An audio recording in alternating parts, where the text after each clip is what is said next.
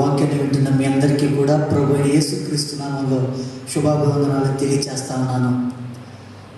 ప్రతి ఒక్కరు కూడా దేవుని మాట వినాలని అనుకుంటారు, దేవుని స్వరాన్ని వినాలని అనుకుంటారు, దేవుని వాగ్దానాన్ని స్వతంత్రించుకోవాలని అనుకుంటారు, దేవుని వాగ్దానాన్ని పొందుకోవాలని అనుకుంటారు. కానీ దేవుని వాక్యాన్ని చదవడానికి ఇష్టపడరు, దేవుని వాక్యాన్ని ధ్యానించడానికి ఇష్టపడరు. ఒక మాట చెప్పాలి అని అంటే, దేవుని స్వరమైన దేవుని వాగ్దానమైన వాక్యంలోనే ఉన్నాయి. వాక్యాన్నే వాయిస్ అనుకునే క్రైస్తవులు ఈరోజు ప్రభువు కావాలి. చాలామంది వాక్యాన్ని పక్కన పెడతా ఉంటారు.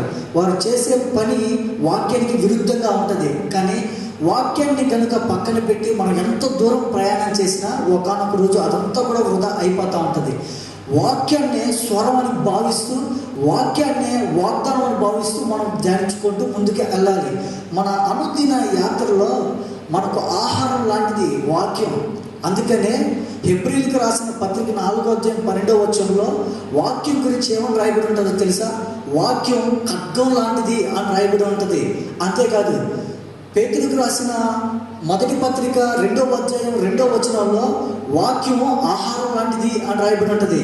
అదే మొదటి పేతురుకు రాసిన పత్రిక 1:23 కనుక మనం చూస్తే వాక్యం విత్తనం లాంటిది అని రాయబడి ఉంటుంది.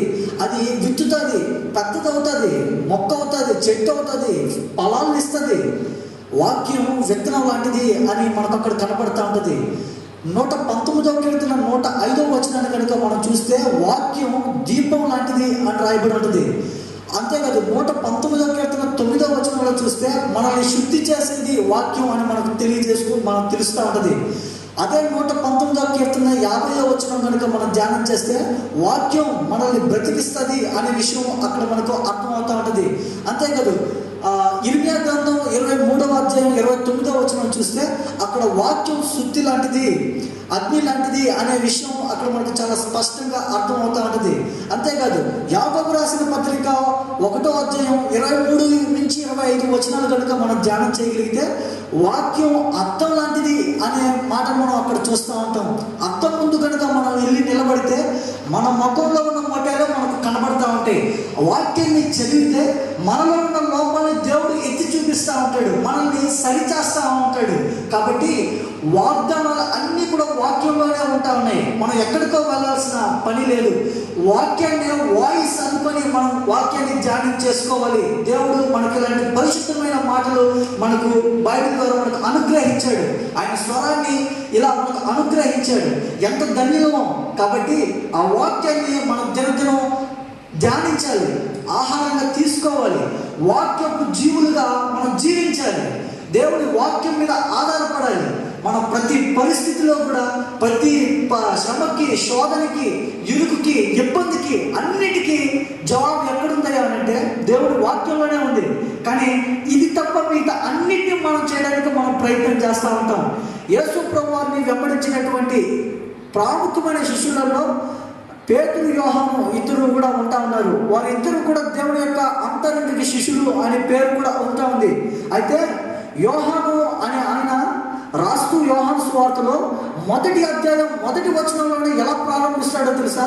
ఆదియందు వాక్యము ఉండెను, వాక్యము దేవుని యొద్ద ఉండెను, వాక్యము దేవుడే ఉండెను అని అంటా ఉన్నాడు.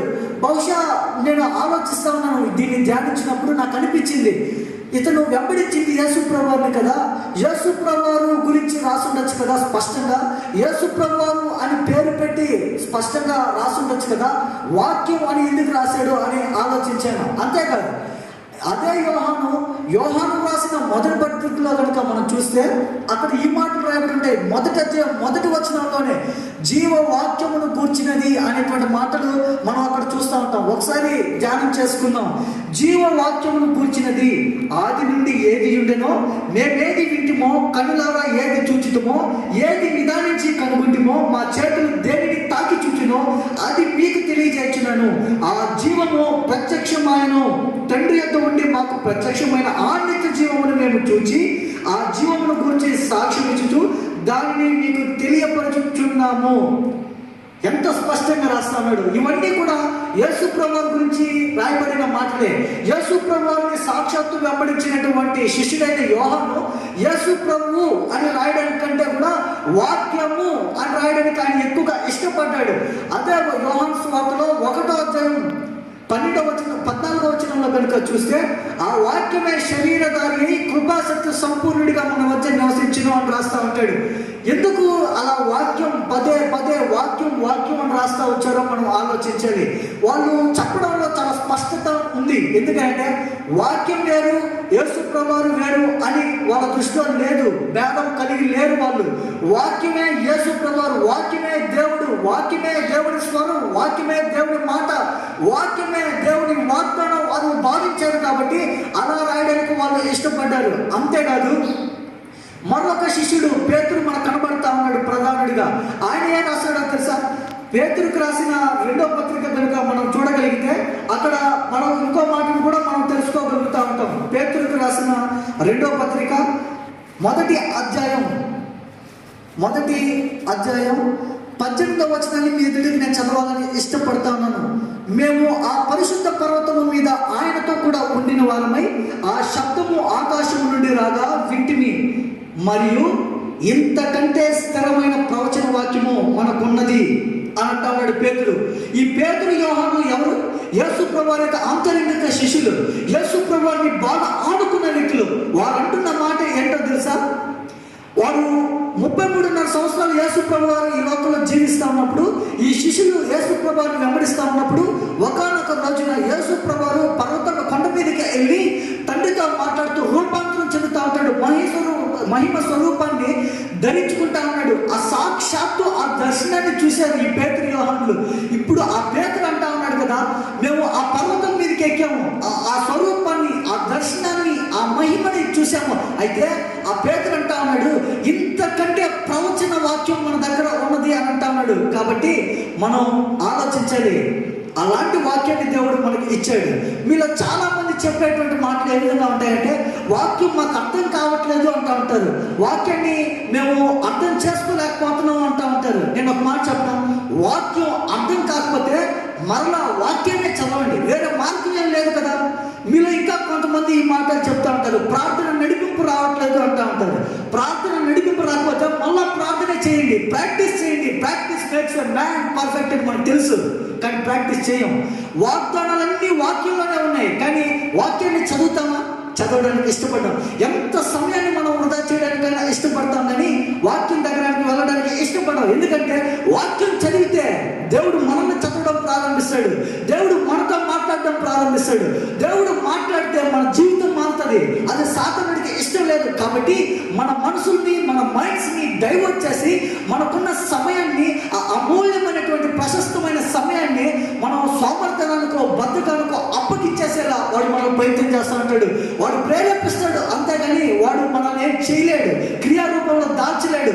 చేయాలా వద్దా అన్నది మన మీద ఆధారపడి ఉంటుంది.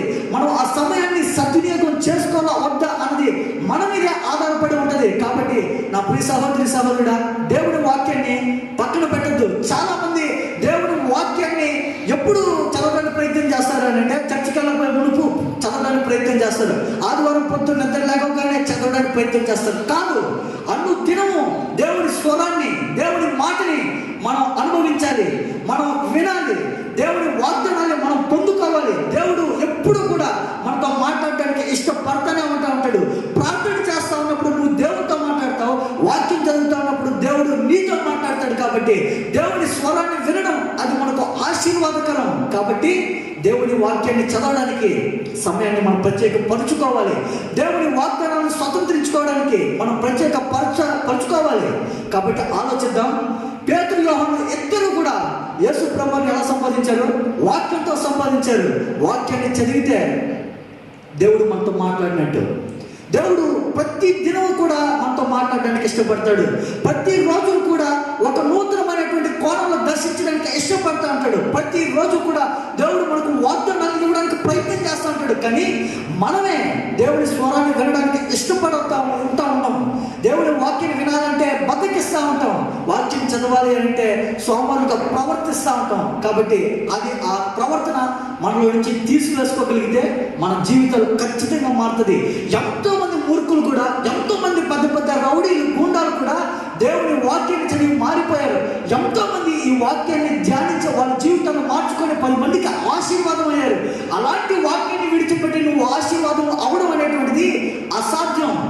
కాబట్టి దేవుడు ఈ దినాన మనతో మాట్లాడుతున్నాడు.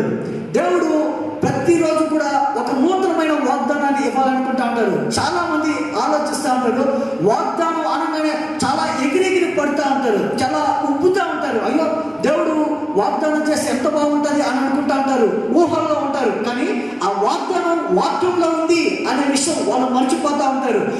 వాక్యమే వాగ్దానం, వాక్యమే వాయిస్, వాక్యమే స్వరం. కాబట్టి ఆలోచించాలి. మనం మర్చిపోతామని తెలుసు, అందుకనే దేవుడు పరిశుద్ధ గ్రంథాన్ని మన చేతిలో పెట్టాడు. ఆ రోజు సీనాయి పర్వతం మీద దేవుడు మాట్లాడాడు సాక్షాత్తు. దేవుడి స్వరాన్ని విన్నారు ఇశ్రాయేలు ప్రజలు, కానీ వాళ్ళ జీవితంలో మార్చుకోగలిగారా? మార్చుకోలేకపోయారు. ఈరోజు ఆ పరిస్థితి లేదు. ఎందుకనో తెలుసా? దేవుడి స్వరం మీ చేతుల్లోనే ఉంది. ఒకవేళ మర్చిపోతే మరలా తీసి చూడాలి, వాక్యాన్ని మరలా ధ్యానించాలి. మర్చిపోయాను కదా అని వదిలేయకూడదు. ఆ రోజంటే వాళ్ళకి లేదు ధర్మశాస్త్రం ఆ సమయంలో, కానీ ఈ రోజు నీ చేతిలో పెట్టాడు దేవుడి స్వరాన్ని. మర్చిపోతే మరలా తీసి చూస్తామని, మర్చిపోతే ఆ వాగ్దానాన్ని మళ్ళా గుర్తు చేసుకుంటామని. కాబట్టి ఆ వాక్యాన్ని దయచేసి నిర్లక్ష్యం చేయొద్దు, పక్కన పెట్టద్దు. బహుశా మీ బైబిల్స్ మీ సెల్ ఫోన్లో దుమ్ము పడుతున్నాయేమో, తొలపడానికి ఇప్పటికైనా ఆ వాక్యాన్ని ధ్యానించుదాం. దేవుడి వాగ్దానాన్ని స్వతంత్రించుకుందాం. ప్రతి దినం నూతనమైన వాగ్దానాలతో మన జీవితాన్ని ముందుకు కొనసాగించుకుందాం. ఈ దినాన మీతో కొద్ది నిమిషాలు దేవుడి వాక్యాన్ని మీతో పంచుకోవడానికి ఇష్టపడతా ఉన్నాను. మీ దగ్గర బైబిల్స్ కనుక ఉంటే 2వ కొరింథీయులకు రాసిన పత్రిక తీస్తారని నేను ఆశపడతా ఉన్నాను. అపోస్తలుడైన పౌలు కొరింథీయులకు రాసిన 2వ పత్రిక 1వ అధ్యాయం 20వ వచనం నేను చదువుతాను, జాగ్రత్తగా గమనించండి. దేవుని వాగ్దానములు ఎన్ని అయినను అన్నీ క్రీస్తునందు అవునన్నట్టుగానే ఉన్నవి కనుక మన ద్వారా దేవునికి మహిమ కలుగుటకే అవి ఆయన వలన నిశ్చయములై ఉన్నవి. ఎంత అద్భుతమైన మాట! దేవుని వాగ్దానాలు అన్నీ యేసు ప్రభునందు అవునన్నట్టుగానే ఉన్నాయి. అవును, ఉన్నాయి. యేసు ప్రభు నమ్ముకున్న తర్వాత మనకు కలిగిన వాగ్దానం ఏంటి? నిత్య జీవం. యేసు ప్రభు పుట్టినందుకో తెలుసా? మనకు నిత్య జీవాన్ని ఇవ్వడానికి. ఆయన సిలువ దెబ్బలు కొట్టించుకున్నందుకో తెలుసా? మనకు నిత్య జీవం ఇవ్వడానికి. ఆయన మరణించినందుకో తెలుసా? మనకు నిత్య జీవం ఇవ్వడానికి. ఆయన పునరుద్ధరణి తిరిగి లేచినందుకో తెలుసా? మనకు నిత్య జీవితాన్ని ప్రసాదించడానికి. ఆయన తండ్రి ఎదుట కుడి పార్శ్వంలో ఒక ఉత్తరవాదిగా కూర్చొని ఉన్నాడు. ఎందుకో తెలుసా? మనకు నిత్య జీవాన్ని ఇవ్వడానికే. యేసు ప్రభువుని నమ్ముకున్న తర్వాత మారు మనసును పొందిన ఆ క్షణాన, the moment when you accept the Christ as your own Savior, you are eligible to enter into the kingdom of God. ఆ క్షణానే మనకు పరలోకం, నిత్య జీవం అనే వాగ్దానం మనకు అర్హత వచ్చేసింది, స్వతంత్రత వచ్చేసింది, స్వేచ్ఛ వచ్చేసింది. అప్పటి వరకు కూడా లోకంలో ఉన్నాం, సాతాను యొక్క పార్టీలో ఉన్నాం. ఇప్పుడు దేవుడి పార్టీలోకి వచ్చేసావు. అప్పటి వరకు నరకానికి నువ్వు పాత్రుడు, ఉగ్రతకు పాత్రుడు. ఎప్పుడైతే యేసు ప్రభువుని నీ పాపాల నిమిత్తమై నీ సొంత రక్షణగా అంగీకరించావో, ఆ మరుక్షణం నరకంలో నుంచి నువ్వు పరలోకానికి దాటావు. దేవుని దగ్గర మనకున్న వాగ్దానం నిత్య జీవితం. 1 యోహాను రాసిన పత్రిక 2వ అధ్యాయం 25వ వచనంలో చాలా స్పష్టంగా యోహాను భక్తుడు రాస్తాడు. ఏమనో తెలుసా? ఆయనే మనకు చేసిన వాగ్దానం ఏదనగా నిత్య జీవం అని అంటాడు. నిత్య జీవితాన్ని ఇవ్వడమే తానే మనకు చేసిన వాగ్దానం అని రాస్తాడు ఆయన. కాబట్టి ఆ వాగ్దానం ఏంటయ్యా అంటే నిత్య జీవితం, నిత్య జీవం, నిత్య జీవం. ఆలోచించండి, ఆ మాటలు ఎక్కడ ఉన్నాయి? ఆ జీవపు ఊట ఎక్కడ ఉంది అని ఆలోచిస్తే దేవుడి వాక్యంలో ఉంది. దేవుడి వాక్యంలో ఉంది అంటా ఉన్నాడు అపోస్తలుడైన పౌలు కొరింథీయులకు రాసిన 2వ పత్రిక 1వ అధ్యాయం 20వ వచనంలో. ఆ వాగ్దానం ఇంకా నిలిచింది. నిత్య జీవితం అనే వాగ్దానం, నిత్య జీవం, పరలోకం అనే వాగ్దానం ఇంకా నిలిచి ఉంది. ఎన్ని వాగ్దానాలైనా సరే ఆ వాగ్దానాలు ఇంకా ఉంటా ఉన్నాయి.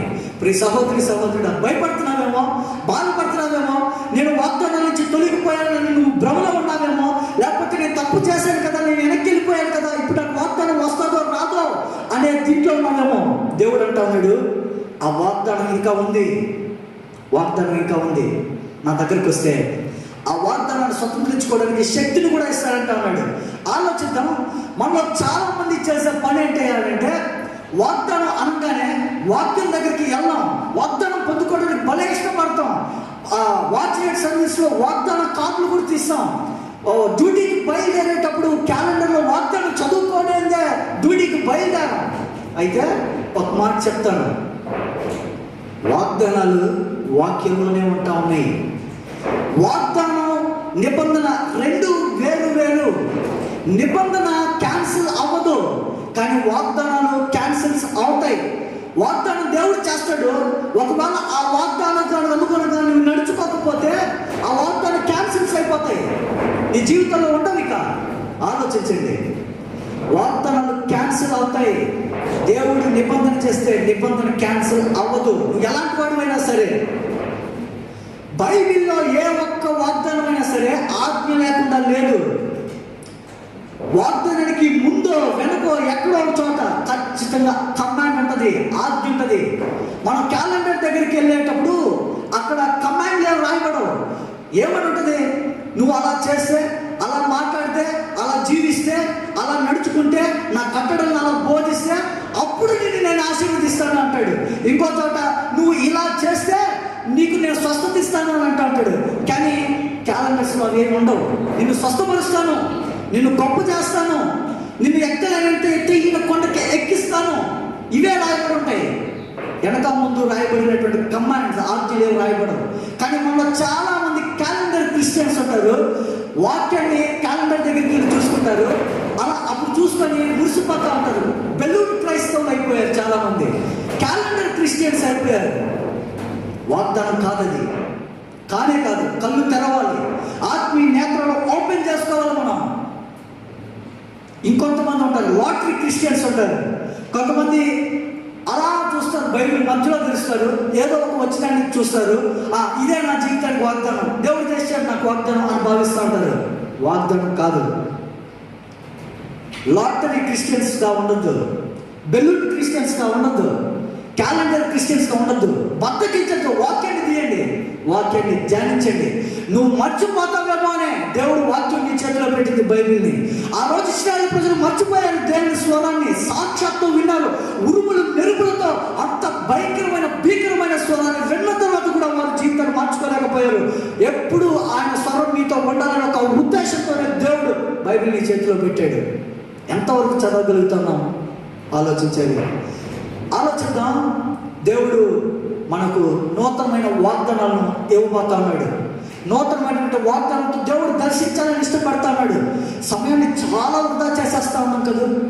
ఏ రోజైనా దేవా నాకు వాగ్దానం ఈ ప్రభు అని బైబిల్ తెరిచి చదివి దేవుడితో కొనసాగేటువంటి అనుభవం మనలో ఉందా?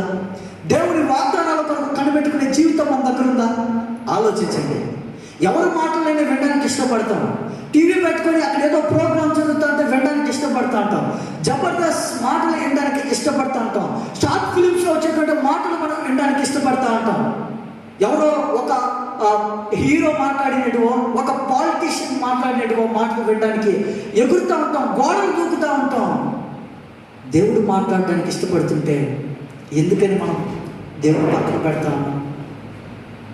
కాలేజీలో ప్రిన్సిపల్ ఒక మాట చెప్తే దానికి ఎంత లోబడతామో, కానీ దేవుడు మాట్లాడితే ఎందుకని మనం లోబడం? అంటే కాలేజీ ప్రిన్సిపల్ కంటే చీపా దేవుడు? ఆలోచించండి. దేవుడు అంటున్నాడు, వాగ్దానం చేసే దేవుడు ఆయన. నేను వాగ్దానం పూర్ణుడిని, నేను వాగ్దానం చేసేది నేనే, వాగ్దానాన్ని నెరవేర్చుకు కూడా నేనే అని అంటున్నాడు. ఆలోచిద్దాం. 20వ వచనంలో మనం చూసాం, దేవుని వాగ్దానంలో ఎన్ని అయినను అన్ని క్రీస్తునందు అవునన్నట్టుగానే ఉన్నవి కనుక మన ద్వారా దేవునికి మహిమ కలుగుటకై అవి ఆయన వలన నిశ్చయములై ఉన్నవి అని అంటాడు. వాస్తవానికి వాగ్దానాలు ఎందుకు ఇస్తాడో తెలుసా దేవుడు? ఆలోచిద్దాం. ఈరోజు కొద్ది నిమిషాలు వాగ్దానాల గురించి మనం ఆలోచిద్దాం. దేవుడు వాగ్దానం చేస్తున్నాడు, అయితే ఆ వాగ్దానం చేయడంలో ఆయనకున్న ఉద్దేశం ఏంటో ఈ దినాన మనం తెలుసుకోవడానికి ప్రయత్నం చేద్దాం.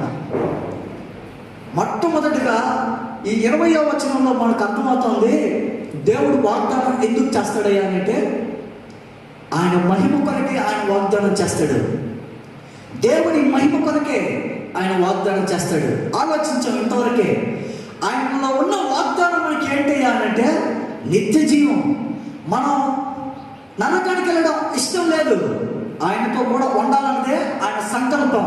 ఇది బిఫోర్ గోయింగ్ టు లే the foundation stone to the air he planned it ఆయన ఆలోచించాడు, ఆయన సంకల్పంలో మనల్ని చూశాడు, ఎన్నుకున్నాడు, మనకు నిత్య జీవాన్ని అనుగ్రహించాడు, రక్షణని అనుగ్రహించాడు.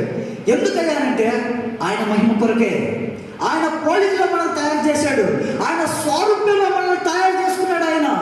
మీరు పోలిక స్వరం అంటే దేవుడికి ఏదో 2 కళ్ళు ఉంటాయి, 1 ముక్కు ఉంటుంది, 2 చేతులు ఉంటుంది, 2 కాళ్ళు ఉంటాయి కాదు. పోలిక అంటే స్వరూపం అంటే అది కాదు. పోలిక అంటే అర్థం ఇక్కడ మనం ఆలోచించుకోవాలి.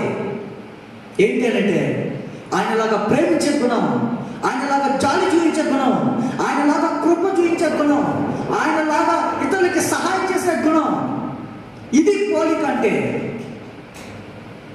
ఆ పోలికలో మనం సృష్టించుకున్నాడు, మనిషిని చేసి మహిమను పొందాడు ఆయన.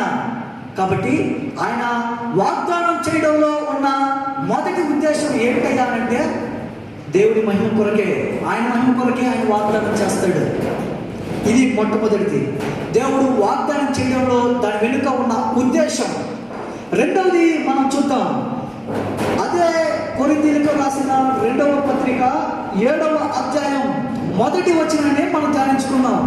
ప్రియులారా, మనకు ఈ వాగ్దానములు ఉన్నవి కనుక దేవుని భయముతో పరిశుద్ధతను సంపూర్తి చేసుకొనుచు శరీరమునకును ఆత్మకును కలిగిన సమస్త కల్మషముల నుండి మనలను పవిత్రులుగా చేసుకుంటాము. ఎంత మంచి మాట! ఇక్కడ మనం బాగా క్షుణ్ణంగా ధ్యానం చేస్తే మనకు అర్థమవుతుంది దేవుడు ఎందుకు వాగ్దానం చేస్తాడో తెలుసా? దేవుడిలో మనం ఉండాలని, దేవుడికి భయం చూపించాలని, దేవుడికి భయపడాలని 34వ కీర్తనలో సెలవిస్తుంది భయభక్తుల గురించి. 5-6 సార్లు అక్కడ భయభక్తుల గురించి దేవుడు రాసుకుంటా వస్తాడు. భయభక్తుల్లో ఉన్నటువంటి ఆశీర్వాదాన్ని తెలియజేస్తూ ఉంటాడు. భయభక్తులు ఎలా చూపించాలో దావీదు ఆ కీర్తనలో రాస్తూ ఉంటాడు. దేవునికి భయపడాలని, నన్ను తయారు చేసిన వాడు అక్కడ ఉన్నాడని మనం గుర్తించాలి, ఆయనకు మనం భయపడాలి, ఆయనకు అకౌంటబిలిటీగా ఉండాలి, ఆయనకు రెస్పాన్సిబిలిటీని చూపించాలి మనం. అందుకనే దేవుడు మనకు వాగ్దానం చేస్తూ ఉంటాడు. రెండవది ఎందుకని కనుక మనం ఆలోచన చేస్తే ఆయన వాగ్దానం చేయడంలో రెండవది ఉద్దేశం ఆయన మనం భయపడాలని. ఎందుకనంటే ఆయనకు భయపడటంలో జ్ఞానం ఉంది, భయభక్తులు చూపించడంలో జ్ఞానం దాగుంది, ఆయన భయభక్తులు చూపించడంలో ఆశీర్వాదం ఉంది. దేవుడి ఎదుట భయభక్తులు కలిగిన వారికి, యెహోవా ఎదుట భయభక్తులు కలిగిన వారికి ఆయన దాచి ఇచ్చిన పేరు ఎంతో గొప్పదని లేఖనం సెలవిస్తూ ఉంది. నీకు ఆశీర్వాదం ఇవ్వడానికి ఆయన వాగ్దానం చేస్తూ ఉంది. ఆలోచించాలి, మనం దేవుడికి భయపడుతున్నామా? ఆలోచించాలి.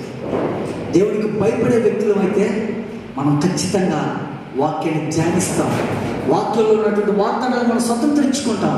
ఈ లోకంలో ఉంటా ఉన్నప్పుడు నాకంటూ ఒక వాగ్దానం ఉంది, నిత్య జీవం. కాబట్టి నేను సరైన జీవితాన్ని జీవించాలి అనే భయం ఉంటుంది. నా జీవితానికి అర్థం ఉంది, పరమార్థం ఉంది, నా జీవితానికి నేను అకౌంటబిలిటీ ఉన్నాను, దేవునికి ఆయనకి రెస్పాన్సిబిలిటీ చూపించాలి. కాబట్టి భయపడాలి. ఇది మనకు రావాల్సిన సెన్స్. అది చాలా మంది అనుకుంటా ఉంటారు, ఏమన్నా తెలుసా, ఆ అన్యుల మీద దేవుని ఉగ్రత వస్తుంది కానీ నా మీద ఎందుకు దేవుని ఉగ్రత వస్తుంది? నేను యేసు ప్రభువుని అంగీకరించాను, సొంత రక్షకుడిగా అంగీకరించాను, నా పాపాలు క్షమించబడ్డాయి, దేవుని ఉగ్రత నా మీద ఏమనదు, దేవుడు నన్ను పిలిచి ముద్దు పెట్టుకుంటాడే కానీ నన్నేం కొట్టడు అని అనుకుంటా ఉంటాం మనం. కాదు, జాగ్రత్తగా ఆలోచించాలి. వాళ్ళని కాదు ఆయన రక్తంతో కొనుక్కుంది, వాళ్ళని కాదు ఆయన స్వరక్తంతో పెట్టి వాళ్ళని పరిశుద్ధపరిచింది, నిన్నే. వాళ్ళకు కాదు నిత్య జీవితం అనే వాగ్దానం ఇచ్చింది నీకే, రక్షింపబడిన నీకే. కాబట్టి నిన్నే ఎక్కువగా లెక్కడుగుతాడు, నువ్వే ఎక్కువగా దేవుడికి బాధ్యత వహించాలి. ఇది మర్చిపోతున్నామేమో, అందుకని దేవుడు అంటున్నాడు. రెండవది, ఆయన వాగ్దానం చేయడంలో వెనుక దాగి ఉన్న ఉద్దేశం ఏంటయ్యానంటే మనం దేవుడికి భయపడాలి, భయపడటం నేర్చుకోవాలి. ఎటు పడితే అటు కాదు, ఎటు పడితే అటు మాట్లాడటం కాదు, ఆయనకి భయపడాలి, భయపడాలి. రెండవది. మూడవది కనుక మనం అక్కడ చూస్తే అదే 7వ అధ్యాయంలో మనకు కనిపిస్తుంది, శరీరమునకును ఆత్మకును కలిగిన సమస్త కల్మషము నుండి మనల్ని పవిత్రులుగా చేసుకున్నాము. మూడవది, దేవుడు వాగ్దానం చేయడంలో వెనుక దాగి ఉన్న ఉద్దేశం ఏంటి అంటే మనల్ని మనం పరిశుద్ధపరచుకోవాలి అని, దేవుని వాగ్దానం ద్వారా పరిశుద్ధపరచుకోవాలి, దేవుని వాక్యం ద్వారా పరిశుద్ధపరచుకోవాలి. అదే నాకంటూ ఒక వాగ్దానం ఉంది. నాకంటూ దేవుడు చాలా వాగ్దానాలు చేశాడు. నన్ను ఆశీర్వదిస్తాడు, ఎక్కడైనటువంటి ఎత్తైన కొండ మీదకి ఎక్కిస్తాడన్నాడు, నాకు అది ఇస్తాడన్నాడు, ఇది ఇస్తాడన్నాడు, చెప్పాడు. రైట్, ఇవన్నీ బాగానే ఉన్నాయి. కానీ ఆ వాగ్దానాన్ని స్వతంత్రించుకోవాలంటే మనలో ఏముండాలి? పరిశుద్ధత ఉండాలి. శరీరంలో కల్మషం పెట్టుకొని ఎలా దేవుని దగ్గరికి వెళ్ళగలం? ఎన్నోసార్లు మనకు అర్థమవుతూ ఉంటుంది. దేవుని దగ్గరికి ప్రార్థన చేయడానికి వెళ్ళినప్పుడు, దేవుని వాక్యాన్ని బయటకు తీసినప్పుడు, లేకపోతే చర్చకు వచ్చినప్పుడు లోపలికి రావాలంటే భయం ఉంటుంది. ఎందుకో తెలుసా? లోన కల్మషం ఉంటుంది. ఫ్రీగా దేవుని పాదం దగ్గరికి వెళ్ళలేము. ఎందుకో తెలుసా? మనలో పాపం ఉంటుంది, పాపపు స్వభావం ఉంటుంది. దేవుడు అంటున్నాడు, పరిశుద్ధపరచుకోవాలి నువ్వు. అందుకని నేను వాగ్దానం ఇస్తా ఉన్నది. ఆ వాగ్దానం స్వతంత్రులు కావాలి అంటే నువ్వు పరిశుద్ధుడిగా ఉండాల్సిందే. అందుకే నేను వాగ్దానం ఇస్తున్నాను. ఎటు పడితే అటు జీవిస్తే వాగ్దానం దక్కదు. మన భక్తిలో పరిశుద్ధత ఉందా ఆలోచించండి. యాకోబు రాసిన పత్రికలో అంటా ఉన్నాడు, తండ్రి అయిన దేవుని ఎదుట నిజమైన నిష్కలంకమైన భక్తి ఏదనగా బీదలను విధవలను పరామర్శించుటయు యెహోవాకు మాలిన్యము తనకు తాను అంటకుండా తనను కాపాడుకున్నట్టే కదా అని. ఈ భక్తి మనలో ఉందా ఆలోచించండి. చాలామంది దేవుడికి భయపడరు, భక్తి చేస్తూనే ఉంటారు. ఎలాంటి క్రైస్తవులు మనం? భయం ఉండాలి, భక్తి ఉండాలి, ప్రార్థన ఉండాలి, వాక్యాన్ని మనం కూడా ధ్యానించాలి. అవసరమైతే నడుము వంచాలి, పని చేయాలి. అవసరమైతే మోకాలు వంచి ప్రార్థన చేయాలి. సమయోచితమైన జ్ఞానంతో మనం నడవాలి. మన భక్తిలో పరిశుద్ధత ఉందా లేదో ఆలోచించండి. ఒకవేళ మనం చేసే భక్తిలో పరిశుద్ధత లేకపోతే ఆ భక్తిలో శక్తి ఉండదు. Purity in our heart produces the power. మనలో ఉన్న పవిత్రత పరిశుద్ధతని రిలీజ్ చేస్తుంది. ఇక్కడ ఒక మాట చెప్తాను, ఆలోచిద్దాం. నిజమో కాదో? మనలో పరిశుద్ధత ఉన్నప్పుడు అన్నీ మన కంట్రోల్లోనే ఉంటాయి. ఒకవేళ అదే పరిశుద్ధతని కనుక మనం పోగొట్టుకుంటే మనమే అందరి కంట్రోల్లోకి వెళ్ళిపోతూ ఉంటాం. టీవీ మనల్ని కంట్రోల్ చేస్తుంది, మన చేతిలో ఉండే మొబైల్ ఫోన్ కూడా మనం కంట్రోల్ చేస్తుంది, గోడ మీద అంటించిన వాల్ పేపర్ కూడా మనల్ని కంట్రోల్ చేస్తుంది. పరిశుద్ధత లేనప్పుడు ఒకవేళ అదే పరిశుద్ధత మనలో ఉంటే పక్కనున్న దెయ్యాలైనా సరే వణికిపోతాయి. ఉందా పరిశుద్ధత మనలో? దేవుడు అంటాడు, నేను నీకు వాగ్దానం చేయడంలో వెనుక నేను పెట్టిన 3వ ఉద్దేశం ఏంటో తెలుసా? పరిశుద్ధంగా నువ్వు జీవించాలనే, నిన్ను నువ్వు పవిత్రపరచుకోవాలనే, నువ్వు భయపడాలనే. ఇది 3వది. దేవుడు వాగ్దానం చేయడంలో దాగి ఉన్న ఉద్దేశం. పవిత్రపరచుకుంటున్నాము మనం? ఆలోచిద్దాం. అంతేకాదు, దేవుడు వాగ్దానం చేయడంలో వెనుక దాగి ఉన్న ఉద్దేశాన్ని మనం ఇంకా ముందుకు ధ్యానించుకుంటా వెళ్ళగలిగితే, పేతురు రాసిన 2వ పత్రిక మనం అక్కడ ధ్యానం చేయగలిగితే కనుక మనకు చాలా స్పష్టంగా అక్కడ పేతురు రాస్తాను. 1వ అధ్యాయం 4వ వచనంలో చదువుతాను, జాగ్రత్తగా గమనించండి. ఆ మహిమ గుణాతిశయములను బట్టి దేవుడు వాగ్దానాలు ఎక్కడి నుంచి ఇస్తాడో తెలుసా? ఆయనలో ఉన్నటువంటి స్వభావాన్ని బట్టి, ఆయనలో ఉన్న లక్షణాలను బట్టి, ఆయనలో ఉన్న క్యారెక్టరిస్టిక్స్ను బట్టి, ఆ గుణాతిశయాన్ని బట్టే ఆయన వాగ్దానం ఇస్తాడు. ఇక్కడ ఒక మాట చెప్పాలి, నీ జీవితంలో ఎదురయ్యే ప్రతి సమస్యకి, ప్రతి ఇబ్బందికి, ఇరుకుకి జవాబు ఎక్కడ ఉందో తెలుసా? దేవుని లక్షణంలో ఉంది. అవి ఎక్కడున్నాయి? వాక్యంలో ఉన్నాయి. నీకు అనారోగ్యంతో ఉన్నావేమో, దేవుడు స్వస్థపరిచి యోహాను నేను అంటా ఉన్నాడు. అది ఆయన లక్షణం. అది ఎలా వస్తుంది స్వస్థత? వాక్యం చదివితే అర్థమవుతుంది. నేను నిన్ను ఆశీర్వదిస్తాను అంటా ఉన్నాడు. ఎలా ఆశీర్వదిస్తాను? వాక్యం చదివితే దాని ముందు ఉంటాయి ప్రొసీజర్. కాస్త నువ్వు అలా జీవిస్తే, అలా నడిస్తే, అలా చేయగలిగితే, అలా కాపాడుకోగలిగితే అప్పుడు నేను నిన్ను ఆశీర్వదిస్తాను. వాక్యంలో చదివితే అర్థమవుతాయి. దేవుని లక్షణాల్లో నుంచి, ఆయనలో ఉన్న గుణాతిశయాల్లో నుంచి వాగ్దానాలు పుట్టుకొని వస్తాయి. ఆలోచిద్దాం. ఆ 4వ వచనాన్ని మళ్ళా చదువుతాను. ఆ మహిమ గుణాతిశయములను బట్టి ఆయన మనకు అమూల్యములను అత్యధికములైన వాగ్దానములను అనుగ్రహించి ఉన్నాడు. దురాశను అనుసరించడం వలన లోకమందున్న భ్రష్టత్వమును ఈ వాగ్దానముల మూలముగా మీరు తప్పించుకొని దేవ స్వభావమునందు పాలువారగినట్లు వాటిని అనుగ్రహించను. ఆలోచిద్దాం. 4వది ఎందుకయ్యా ఇస్తున్నాడు వాగ్దానాలు అంటే, ఈ లోకంలో నుంచి మనం తప్పింపబడాలి. నిన్ను తప్పించడానికి దేవుడు వాగ్దానిస్తున్నాడు. నిన్ను నువ్వు ఈ లోకంలో నుంచి సపరేట్ చేసుకోవాలి. You need to separate from the world. నీ పౌరస్థితి ఎక్కడ కాదు ఉన్నది, పరలోకంలో ఉంది. అది గుర్తు చేయడానికి దేవుడు వాగ్దానం ఇస్తున్నాడు. మనం ఆలోచిస్తాం, వాగ్దానం ఇస్తే ఎగిరి పడతా ఉంటాం, ఉప్పుతూ ఉంటాం, బెల్లూరు క్రైస్తవులు అయిపోతాం. నాకు తప్ప ఇంకెవ్వరికి వాగ్దానం చేయలేదు అన్నట్టు మాట్లాడుతూ ఉంటాం. వాగ్దానంలో ఇంత బాధ్యత ఉందని ఎప్పుడైనా గుర్తించావా సహోదరుడా? వాగ్దానం ఊరికే కాదు ఇస్తా ఉంది. ఈ విషయాలు ఆలోచించారా ఎప్పుడైనా? దేవుడు అంటా ఉన్నాడు, నువ్వు తప్పింపబడాలని ఇస్తా ఉన్నాడు. వాగ్దానం గుర్తొచ్చినప్పుడల్లా నీకు గుర్తొస్తా ఉందా నిత్య జీవం? వాగ్దానం గుర్తుంటుందా? భయపడుతున్నావా? పరిశుద్ధతను కాపాడుకుంటున్నావా? ఈ లోకం నుంచి నువ్వు వేరే జీవించగలుగుతా ఉన్నావా? అపోస్తలుల కార్యాల్లో 2వ అధ్యాయంలో చూస్తున్న పేతురు లేచి ప్రసంగం చేస్తా అంటా ఉన్నాడు, మీరు ఈ మూర్ఖులకు, ఈ తరము వారికి వేరే జీవించండి అంటా ఉన్నాడు. అవును, ఈ లోకంలో చాలా మంది మూర్ఖంగా ప్రవర్తించే వాళ్ళు ఉంటారు, కానీ వాళ్ళకి వేరే జీవించండి అని దేవుడు అంటా ఉన్నాడు. You need to separate from the world because there is a promise that given by the God. The ultimate promise that we secured in the name of Christ is that నిత్య జీవం, ఎటర్నిటీ. ఈ లోకానికి వేరే జీవించగలుగుతామా? ఆలోచించండి. 4వది దేవుడు వాగ్దానం చేయడంలో ఉద్దేశం ఏంటయ్యా అంటే, చూసాం, లోకం నుంచి వేరవడానికి ఇస్తా ఉన్నాడు. 5వది మనం ధ్యానించుకుందాం. అదే పేతురు రాసిన 2వ పత్రిక 1వ అధ్యాయం 4వ వచనంలోనే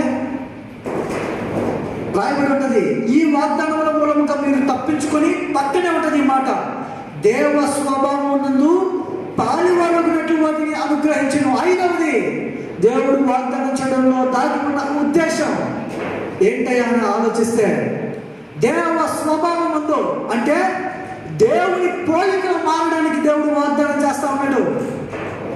ఊరికే కాదు వాగ్దానం చేస్తా ఉంది. ఆ లక్షణాల్లో నుంచి వాగ్దానం వచ్చింది. ఆ వాగ్దానాన్ని నువ్వు పొందుకోవాలి అని అంటే నువ్వు కూడా దేవుని స్వరూపంలోకి మార్చబడాలి, దేవుని పోలికలోకి రావాలి. నువ్వు వాగ్దానాలు బాధ్యతతో కూడుకున్నవి, వాగ్దానాలు రెస్పాన్సిబిలిటీతో కూడుకున్నవి. ఆలోచించాము ఎప్పుడైనా? దేవుడు అంటా ఉన్నాడు, నా వాగ్దానాన్ని నువ్వు ఊదేశావురా అంటా ఉన్నాడు. నా వాగ్దానాన్ని నువ్వు విడిచిపెట్టేసావు అంటా ఉన్నాడు. నా వాగ్దానాన్ని పక్కన పెట్టేసావు అంటా ఉన్నాడు అని అలా అంటా ఉన్నాడు. ఏమన్నా తెలుసా? ఆ వాగ్దానాలు క్రీస్తున్నది ఇంకా ఉంటా ఉన్నాయి.